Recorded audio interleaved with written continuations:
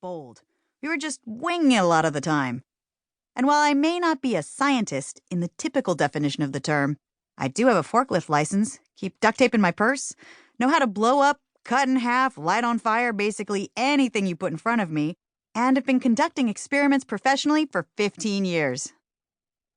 As a co-host on MythBusters, I wound up getting a world-class science education while conducting tests in order to prove, or disprove, all kinds of urban legends. As our host Adam Savage used to say, helping settle bar bets professionally. Just as none of the hosts held degrees in science or were experts in those fields, the show was not originally intended to be a science show. But since we had to use engineering, chemistry, biology, statistics, physics, and math to, say, build a rig to split a car in half, we were thought of as a de facto science show after all. Our objective was never to teach or preach to viewers about the importance of STEM, science, technology, engineering, and math. We were just having fun, learning along with the audience about how things worked. To do so, we employed the scientific method, the perfect narrative vehicle for proving and disproving myths.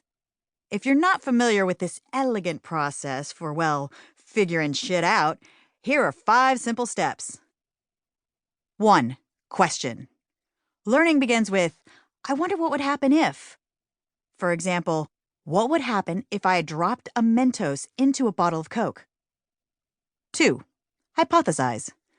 Formulate a theory about what's going to happen based on what you know or think you know. For example, I could hypothesize that dropping a Mentos in a bottle of Coke would add a minty freshness to the sugary sweetness. 3. Experiment.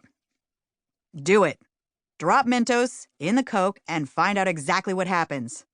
Brown foam explodes all over the walls, the furniture, in your eyes, and up your nostrils. Number 4. Analyze. What the hell was that? Analyze the components of Coke and Mentos. Study the chemical reactions that occur when combined. Because the surface of Mentos is dimpled, dropping one in carbonated soda causes nucleation, the rapid multiplication of bubbles that have nowhere to go but up and out the bottle. Hence, foam explosion. Number 5. Conclude.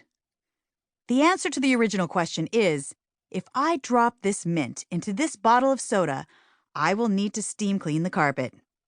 You should probably conclude to do it outside next time, with safety goggles.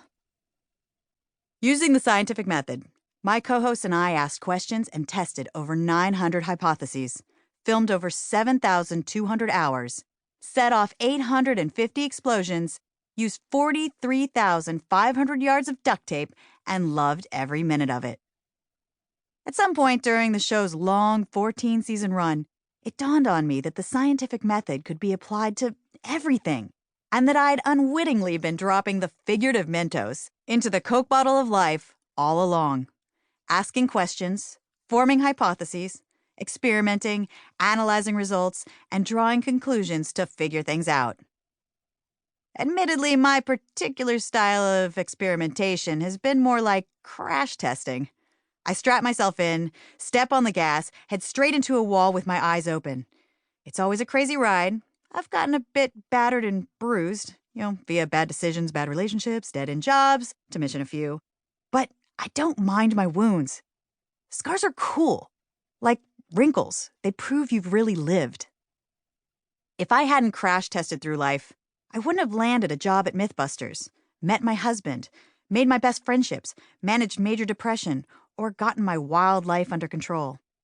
I'm a living, limping example of how being a risk-taking methodologist can bring you love, success, and inspiration.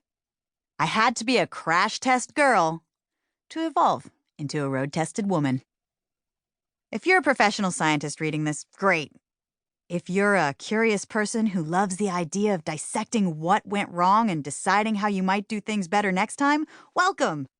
The brilliance of the scientific method is that it's for everyone. Seriously, everyone. The scientific method can be a guiding light for you, as it is for me, and I'm excited to show you how I did it. The key is to fling yourself into experimentation and to be mindful about your results. My hypotheses were often misguided, as you'll see in each chapter ahead. My conclusions were usually